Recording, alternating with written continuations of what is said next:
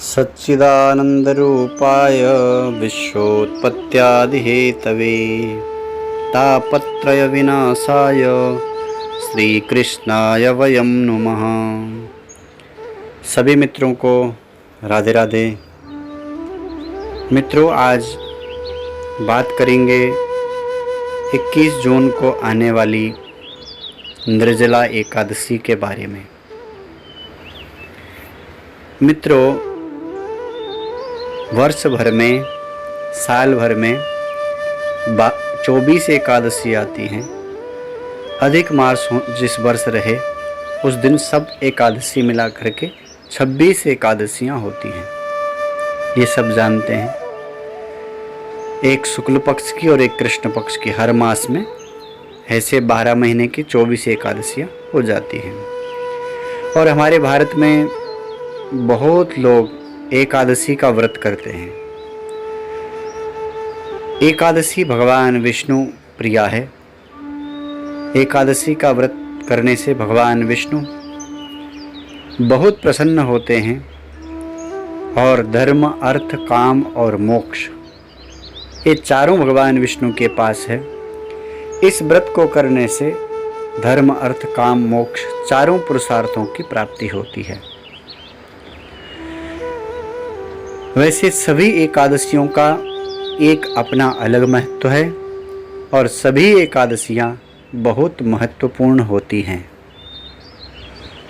पर उसमें से बंधुओं, जो ये निर्जला एकादशी है, इस एकादशी का महत्व अधिक माना गया है। उसके पीछे कारण, ये जो निर्जला एकादशी है, ये एकादशी ज्येष्ठ मास के शुक्ल पक्ष में आती है और एकादशी का नाम है निर्जला, यानी बिना जल के। निर्जल, बिना जल के एकादशी करनी होती है। तो कठिन तो है, एक तो जेठ का महीना, उसमें निर्जल रहना कठिन काम है बहुत। जेठ में कितनी गर्मी होती है। सबसे ज़्यादा माना जाता है कि जेठ की चिलचिलाती धूप, सबसे ज़्यादा गर्मी, उसमें निर्जल रहना बहुत कठिन काम है। लेकिन जो इस व्रत को पूरे भाव और श्रद्धा के साथ में सही रूप में निभाता है, उसकी हर मनोकामना पूर्ण होती है। ये भी एक सत्य है। पर पूरा विश्वास के साथ, दृढ़ता के साथ अगर ये व्रत किया जाए तो मनोकामना पूर्ण होती है। मित्रों, मैंने पहले भी निवेदन किया, किसी भी एकादशी का महत्व कम नहीं होता है। आप कोई भी एकादशी कीजिए, हर एकादशी का अधिक महत्व है। पर ये निर्जला एकादशी का विशेष महत्व, इसलिए भी इस एकादशी को भीमसेनी एकादशी भी कहते हैं।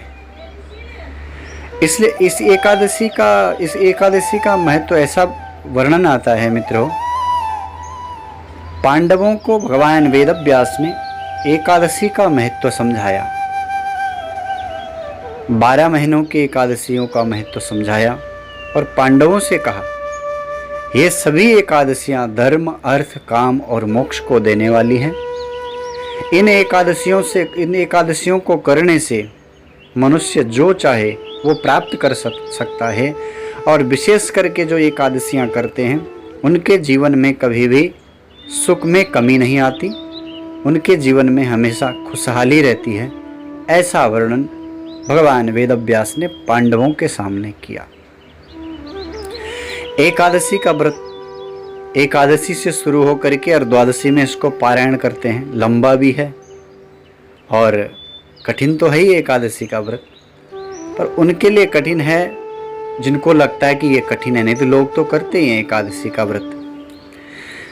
तो बंधुओं, ये एकादशी जब पांडवों को भगवान वेदव्यास ने एकादशी का महत्व समझाया, तो पांडवों ने निश्चय किया कि हम एकादशी का व्रत करेंगे।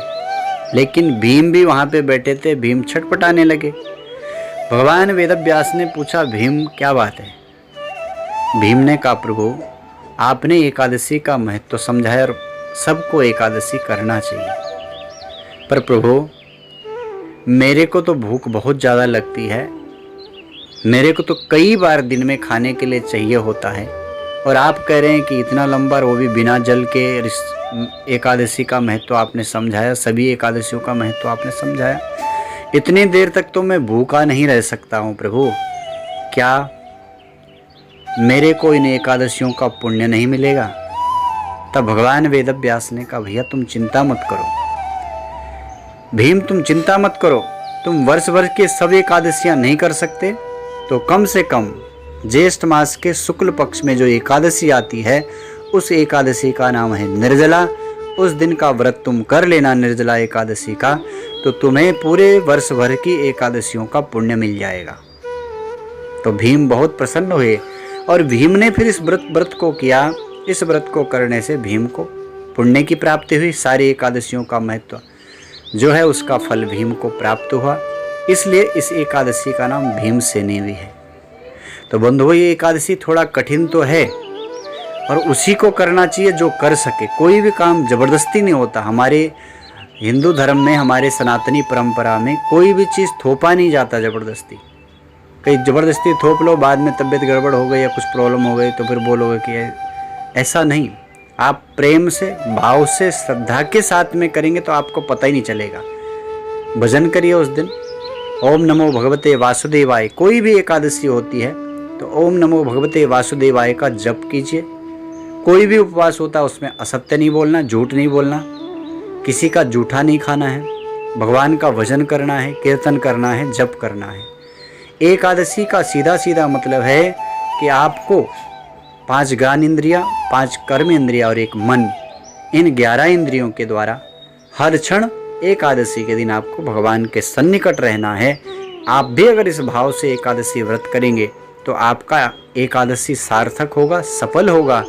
और ये ज्येष्ठ की जो एकादशी है, निर्जला एकादशी, इसका और एकादशियों से इसलिए महत्व ज़्यादा है क्योंकि ये निर्जला एकादशी है और इस निर्जला को करने से मन की हर मनोकामना भगवान नारायण पूर्ण करते, इसमें कोई भी संशय नहीं है। कठिन तो है थोड़ा, लेकिन कुछ भी कठिन नहीं होता। अगर संकल्प आपका दृढ़ होता है तो हर संकल्प पूरा होता है। और हर एकादशी का, किसी भी एकादशी का महत्व कम नहीं। कोई भी एकादशी कीजिए, मैं तो कहता हूँ वर्ष के पूरे एकादशियाँ कीजिए, नहीं तो कम से कम अगर नहीं होता है तो कम से कम इस निर्जला एकादशी को जरूर कीजिए।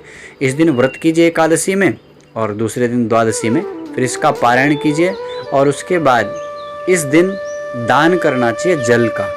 वैसे भी गर्मी के दिन है, जेठ का महीना रहता, बहुत गर्मी होती है, तो इस दिन निर्जला रह करके पहले भगवान को भोग लगाएं, ब्राह्मण के द्वारा पूजन कराएं और ब्राह्मण को भोजन कराएं।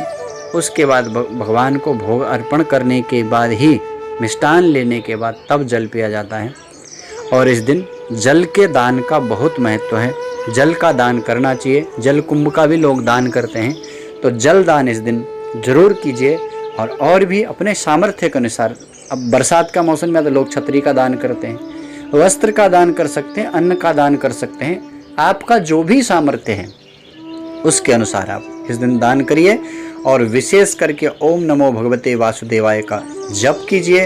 निर्जला एकादशी व्रत महिमा को पढ़िए, उससे भी आपको पुण्य की प्राप्ति होगी। और भगवान विष्णु का, लक्ष्मी नारायण का उस दिन पूजन करिए। ये एकादशी बहुत महत्वपूर्ण एकादशी है, इसलिए आप भी निर्जला एकादशी का व्रत जरूर कीजिए। आपको इस व्रत को करने से आपकी मनोकामना पूर्ण होगी।